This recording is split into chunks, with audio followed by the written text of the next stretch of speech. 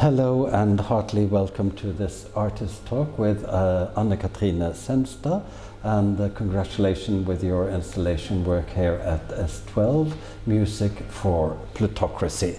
I would very much like to ask you first of all to describe what the audience really see. Technically, what is it that we can see in the installation?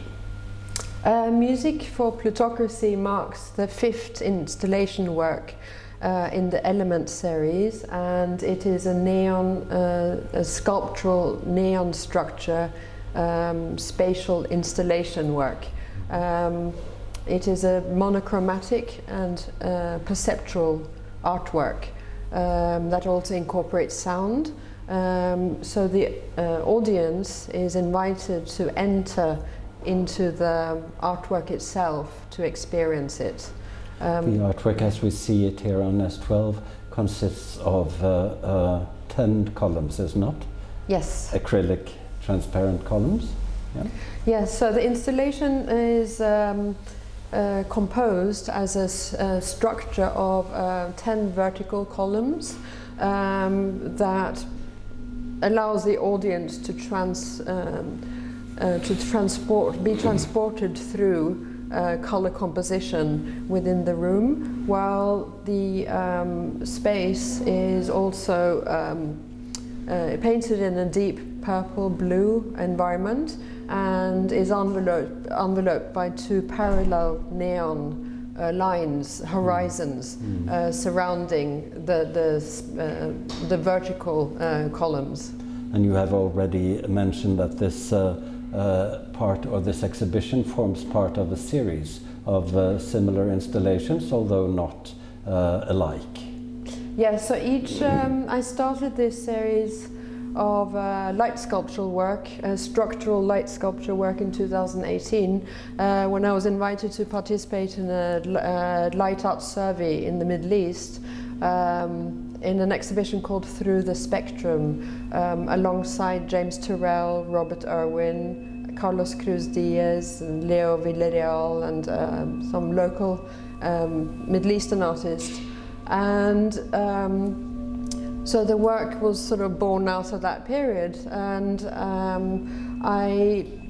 since the exhibition was a survey on light art and color itself, it was a very minimal and perceptual work. As it evolved, Elements 2, I was invited to exhibit in Shenzhen in China at Hejiangning Art Museum, and there I brought in the element of culture. So the installation was created as a sort of semicircle, as a river of light, and with the horizons around it. And so the audience could walk between the columns as a river, and interact with it that way.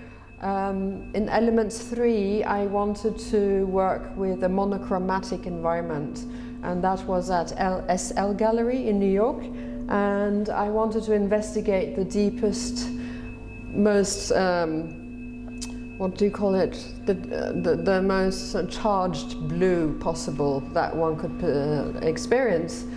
Blue has a very specific place in color, in the color chart, and in color theory, and physically too. Blue also resonates with nature. It embodies the horizon or the ocean. And in art history we have the Yves Klein blue, which is the very specific blue, deep blue, or very kind of ultramarine blue. So they are created an environment with all blue neon. What you're really doing in these 5 chapters of Elements is to address thematically different aspects through the same kind of material or artistic expression, with the neon installation. Yeah, so in Elements 4 I brought in a more kind of contemporary, or I wanted to bring in other aspects of the installation because of what the architecture of the space offered me. So that took place at Kai Art Center in Estonia in January 2020. And that was a very unique installation because the art center was a former submarine factory from 1918 or 19, and I worked with only white neon colors ranging from the spectrum or from 4100 Kelvin to 8300 Kelvin. So it's a warm white that goes to a very blue white. So the composition there, which was massive, and I had 40 columns, and all surrounded with a white light. So that was a kind of, the exhibition was called Radical Light. So it was a kind of, I wanted to create the feeling of the experience of expansion, expanding out of the building, of the room, of the confinement of the building, at the same time as bringing in the idea of the history of Estonia, who had in '89 a soft revolution where they all held hands across the country. Very interesting. I also feel that we have to, of course, address the issue of the music or the soundscape that we're listening to, a composer that you have collaborated with in several locations, as I've understood. Yes, so J.G. Thurwall is a very unique composer who is very versatile, and his own practice since the 80s is quite remarkable. So I have collaborated with him since 2000, and I exhibited in the Venice Biennale in 2013 and 15, so I included him in my exhibition in 2015 called The Vanity of Vanities, where he created a soundscape for the multiple projection installation. So we have worked together on many projects together. How can you describe what we're actually experiencing in Music for Plutocracy, which is a different color combination? It's a polychromatic installation, as opposed to some of the earlier works. So how would you describe that composition of light? So when being invited to show at S12 Gallery, and considering the unique building, the history of the building here, which is sort of modernism inspired era from the 50s, I suppose it was built, and a former fish factory or fish receptor buildings. Fish packing area. Packing area in the harbour of Bergen. I also wanted to, and the nature of the windows where we have a view, this allowed me to also include the outside. So for the first time here, we brought in the outside and brought the artwork out. So it's a lot more participatory in that sense than the previous ones, which have been fully contained within an closed environment and controlled environment. So here, what is interesting, and an interesting evolution, is that the time of day changes the experience of the artwork. So definitely. During the daytime you might see sunlight come in, or you see cars moving, the light from cars moving, and then when it's dark outside, then it becomes again the contained artwork. So that's a very exciting aspect of this. Also the way one moves around the artwork, because the audience becomes part of the artwork. So there are several angles to experience this it. This is what you refer to as immersive artwork. Yes.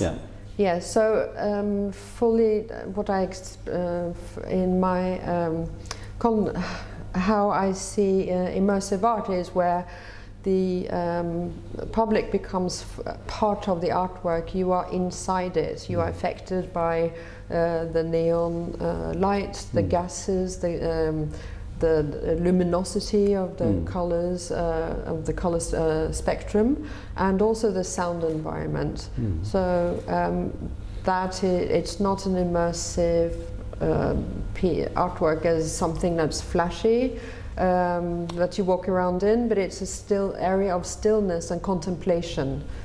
I've heard you use the phrase Phenomenology of Perception.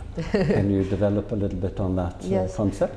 So how we perceive, it talks about, in essence, how we exist in the world. So perception embodies our cognitive system and also how our neurological system informs us and how we orient ourselves in the world.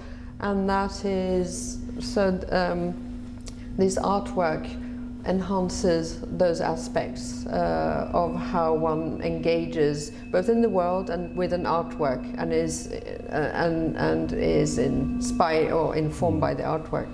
And as we will come to discuss, I also appreciate very much the awareness that the artwork allows me due to its composition. It's not just a seduction, it's also a process of making myself aware of who I am here and now by looking through and by being able to define and see where I am, but still being influenced by the art environment.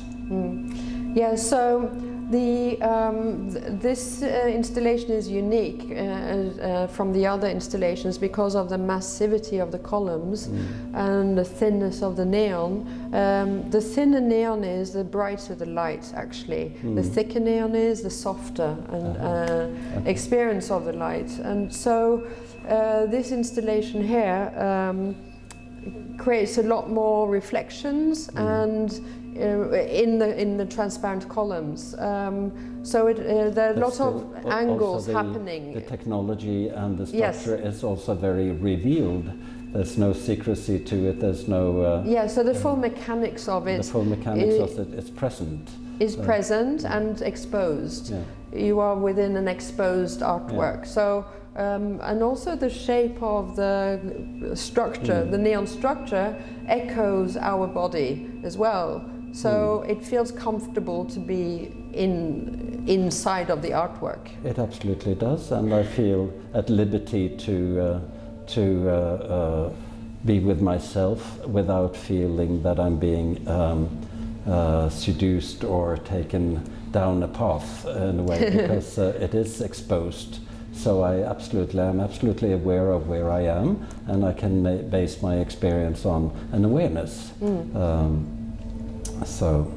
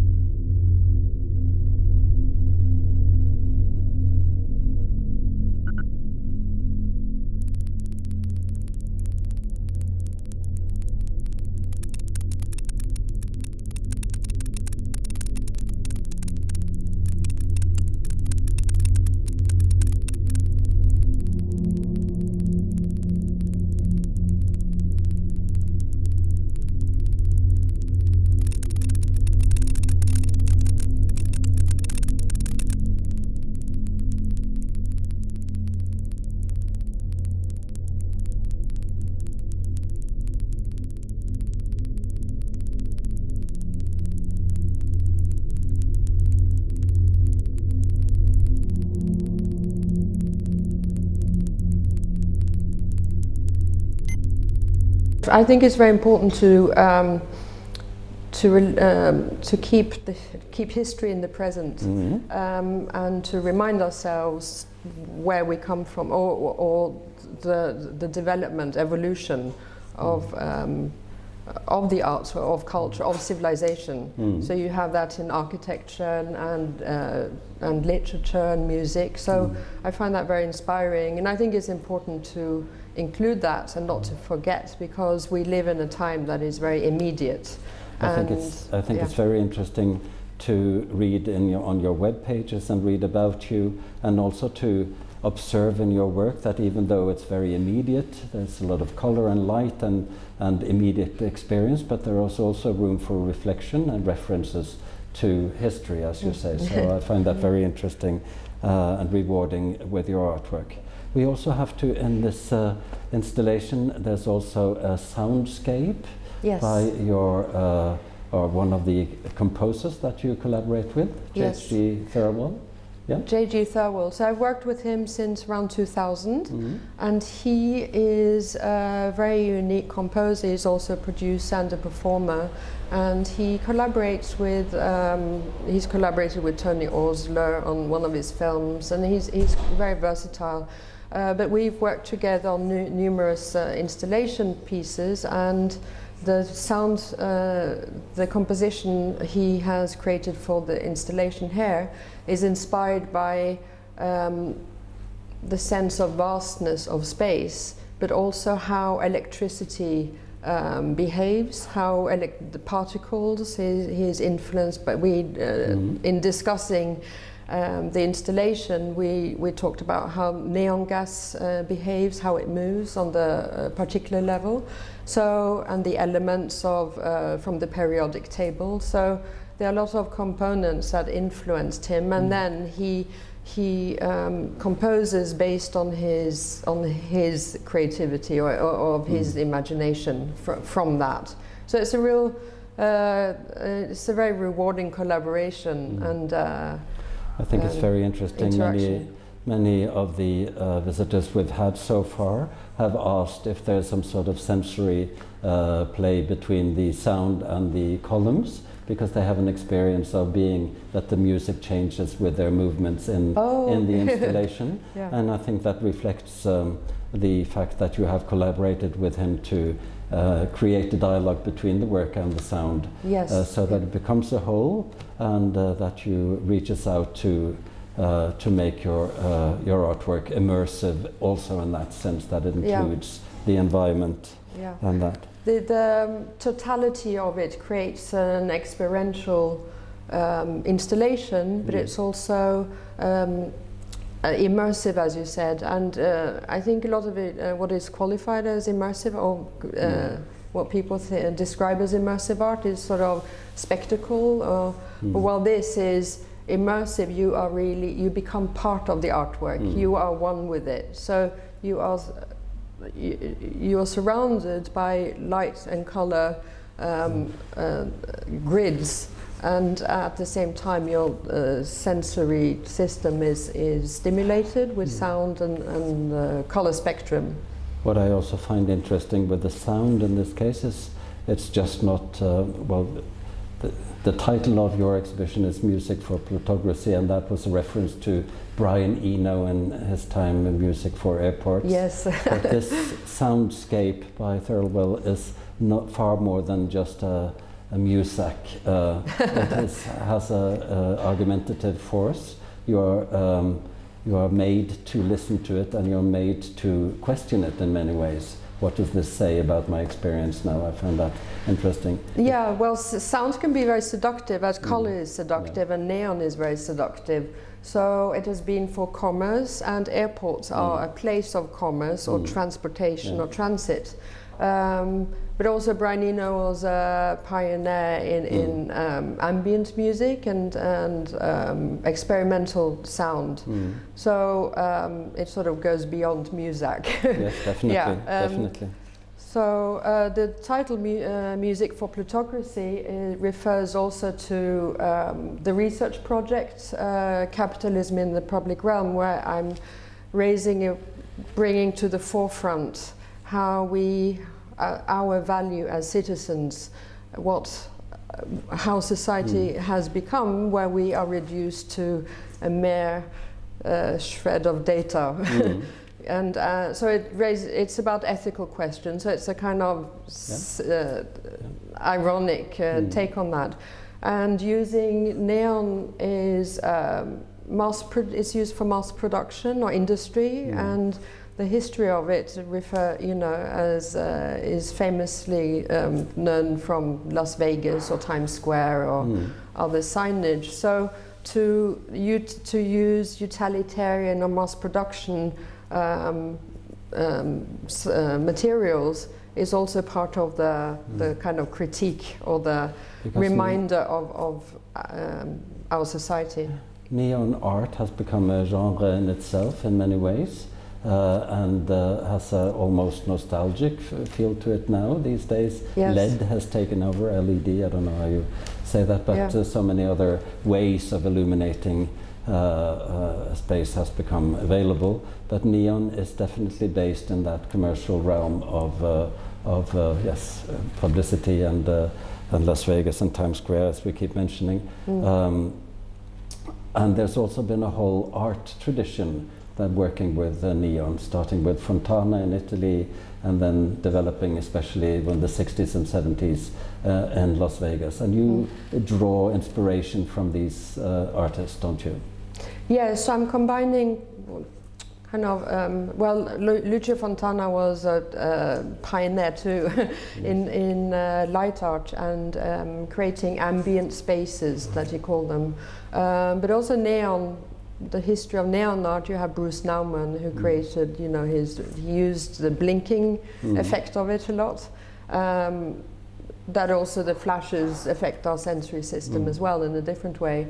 So it's different ways of perceiving, but also using it as a sculptural form.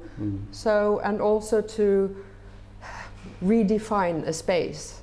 So you use a light as a line or as a sculptural or a drawing to redefine how you perceive a space.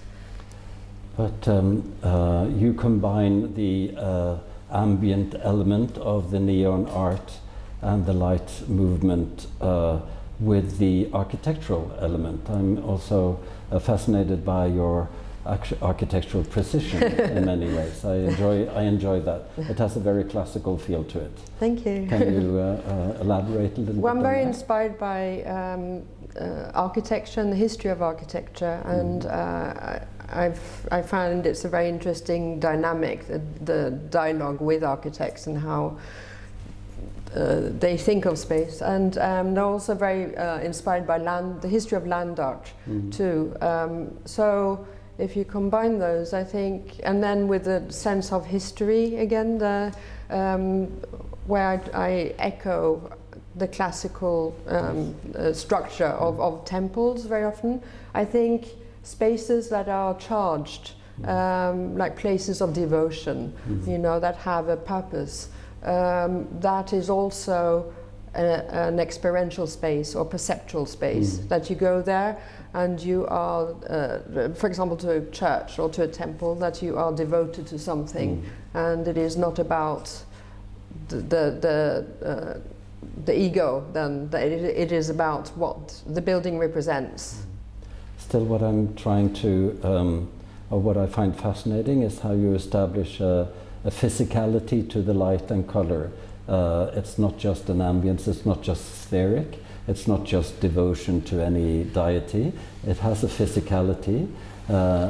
So I get a sense of being both in an ambience, but also in a very specific time and space. I can appreciate that rhetoric in a way. So I'm not seduced into forgetting my surroundings. I'm actually being provided with a specific space. Yeah, well, a perceptual space is also about how we perceive the world and how, so we are very aware of our own system and our own existence within a space that is infinite or timeless. You're sort of brought out of the everyday fast-paced world and into a moment of silence almost, but with sound. So the other part of, I think we talked about history before in terms of architecture. The sense of perspective is also very important, that you have how the eye orients itself in a space. So when there's a horizon surrounding the body and there's a kind of tunnel that one walks through, that gives us the experience of perspective. So I'm creating an illusion of space as well with this installation. Definitely. Well, I feel this is very, very interesting to talk to you. I don't know if anyone of our audience have any questions to ask Anna? No? Kind of interested in how your dialogue is with the composer when you're working with image and visual image and sound together. Do they evolve in parallel, or does one thing trigger the other one? Well, with J.G. Thurwall, I work mainly with two composers, Katrine and J.G. Thurwall. And with him, our dialogue, I create the work first, and then I explain what it is. So it's kind of, and he then composes based on our conversations, and then he brings in his sense, his creativity. When I collaborate with Katrine, it's usually sound work that she's created, her earlier work, but they are drone pieces or drone-inspired pieces. So they're usually sort of recreated from before, but they sort of seem to naturally fit. So we have a lot of the same. We have a lot of conversations about the installation that's going to happen, but also about other things around it as well, like other concepts. So she's a mathematician, and so we might talk about that, for example. I would learn from her. So she has, that's a different relationship then. So both are very, very inspiring to me.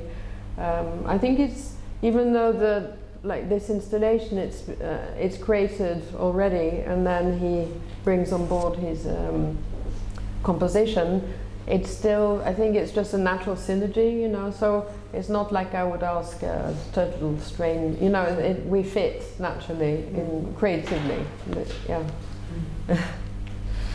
Is the neon hand-blown, or is it industrially made, or? It's industrial made, yes.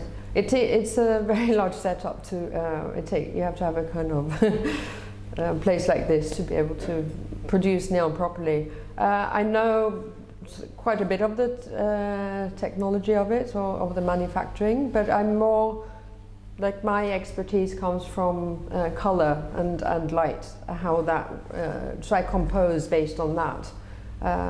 But it does, I'm really enjoying the context of this work with S12 Gallery and Glass Workshop, because how light sculpture is, glass art has been shown here, merged with technology, or sculptural wearable pieces, or as well as it's an educational space. So I think it fits really well in this context, because it is light, but also glass, colored glass transmits light as well.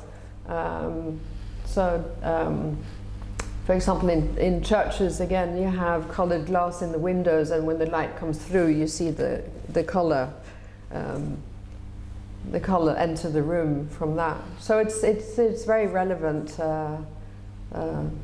way to work together. Speaking from S12, it's definitely relevant to have this kind of work, and your installation here in the gallery, it reflects absolutely what we also do in the workshop and in the gallery, which is more than just the mere production of glass work, but also a theory of art and an understanding of art, where this fits absolutely perfectly in. Yeah, and I think it also, because it's a very international gallery and workshop and artist residency place, I think it also fits in that context. It's sort of a wider, it goes beyond the city. You know, it's for me, it reflects universality, so which abstract work does, or minimal work does, or We had a very interesting discussion amongst some visitors here yesterday, which also reflects this whole theme, because they were discussing whether this is to be recognized as objects or experienced art in a way. Where is the artwork? Is it in the experience, or is it placed in the objects themselves? And it's a little bit of both. Yes, of course, the columns, the neon lights, they are, of course, as objects, they represent an artwork, but the art experience is within the immersive participation. Yes, Malevich spoke about that in Suprematism, how that you remove the objects form, and the essence of the object is its kind of its embodiment and what you feel from it, or its emotive side, or its yeah. So the other part of the installation is that I created the space with purple walls, and all the multichromatic colors, the red horizon and then the blue horizon interact with the purple. So purple consists of red and blue paint. So the blue neon emphasizes the indigo in the purple, while the pink neon emphasizes the purpleness of it. But it's very subtle. So in this installation I have two horizons surrounding, and you can say it represents the horizon of the sky and the earth. So those then add on a kind of ambience of colors that is sort of, what do you call it? Gradation of colors that very softly sort of transmit from red up to blue or indigo, or towards ultraviolet. So. Are you also involved in the unification of Bergen at the moment? There has been like red squares around in Bergen in the park. The Light Art Festival. We are collaborating with the Bergen International Light Festival. They have a little projection on the building here, and so we are also part of their program this year. Yeah. But I participated in a number of light art festivals over the years, for the past 15 years, and I really enjoy them. I think it's a very important part of bringing art out to the public space and for everybody to experience it, no matter if they are from the art world or, you know, so it's a really a public experience and it belongs to everybody. And I think it's a very positive effort that they do this. Definitely. I think, I don't know if we have a connection with the outside world now, but if we do, invite everyone who is watching to come and see us here at Bontlabou if they have an opportunity. It's really a great artwork you have created, Anna. Thank you very much. Thank you so much. And to the audience here in the room, thank you very much for being present. And we will have more streamed connections with the outside world very soon. Thank you. Thank you. Thank you, Erik.